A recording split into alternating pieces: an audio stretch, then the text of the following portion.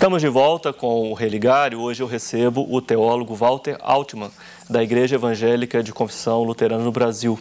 Professor, nós falávamos no bloco anterior sobre as características e as teologias no interno do protestantismo brasileiro.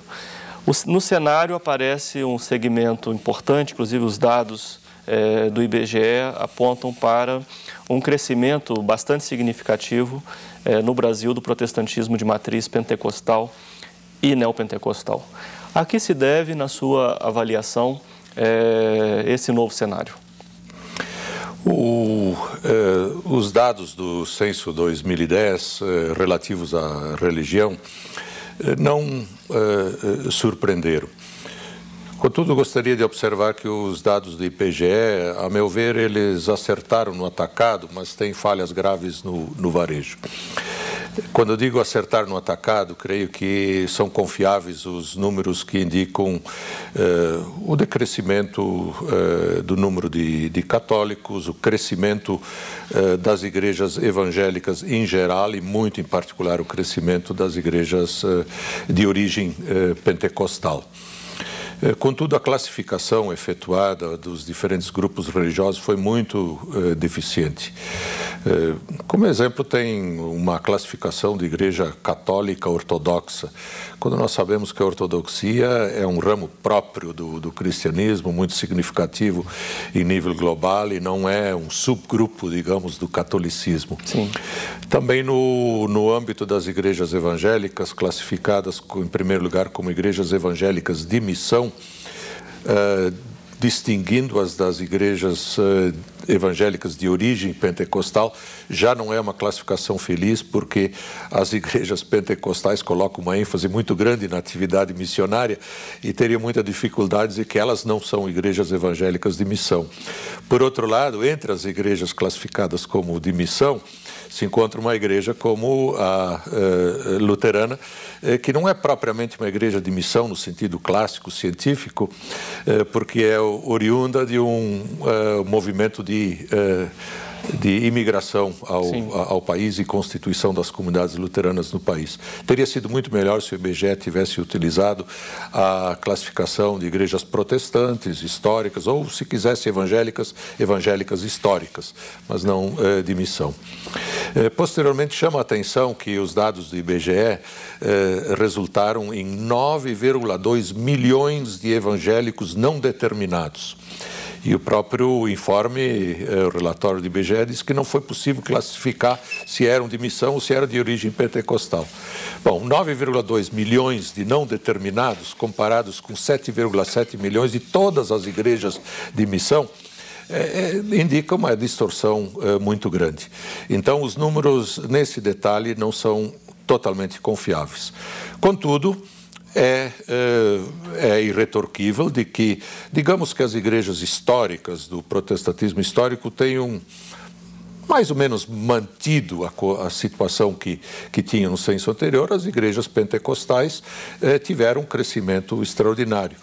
Não todas, porém. Chama a atenção de que a Igreja Universal do Reino de Deus reduziu a sua membresia, enquanto que a Igreja Assembleia de Deus teve um crescimento extraordinário.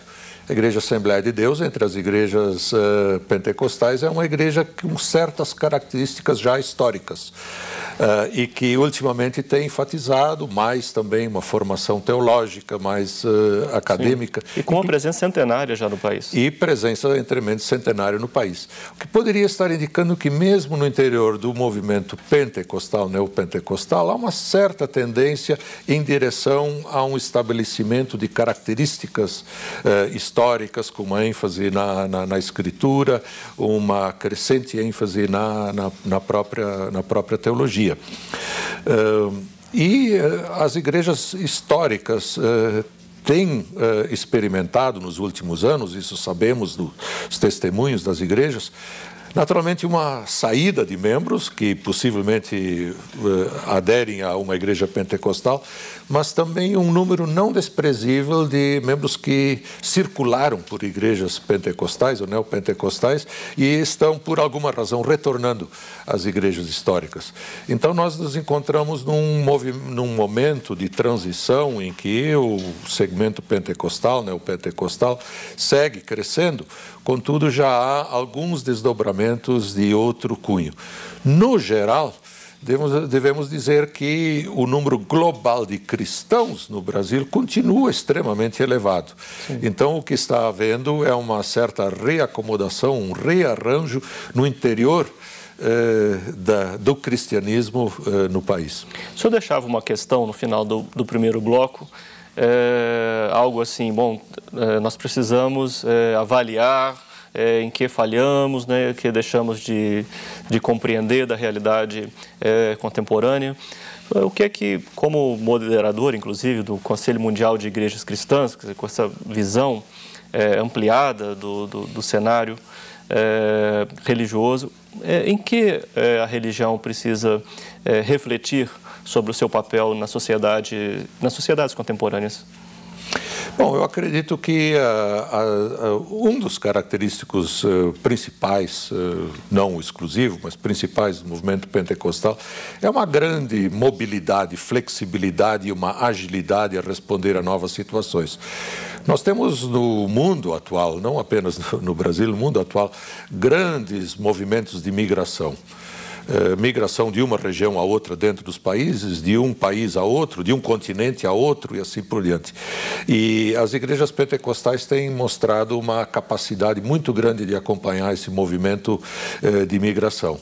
E não é por acaso, então, que justamente nesses lugares as igrejas pentecostais têm experimentado um avanço muito maior do que em outros lugares mais solidificados.